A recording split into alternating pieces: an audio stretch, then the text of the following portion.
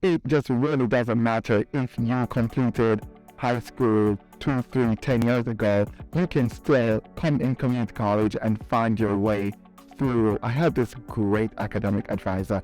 I sat with her and I told her how I learn, what are my preferences, and all of that. And she said to me, I know exactly what you want. Then I was like, okay, this is where I belong. She had so much grace and so much empathy. It's like she was just literally walking in my steps. Community college, they hold your hands and they walk with you. They open the door with you and guide you through the process. You should go to community college. You're going to get value for your money. You should go to community college. You are going to get the guidance you need. You should go to community college because everyone at community college is, they open the door and you are able to walk through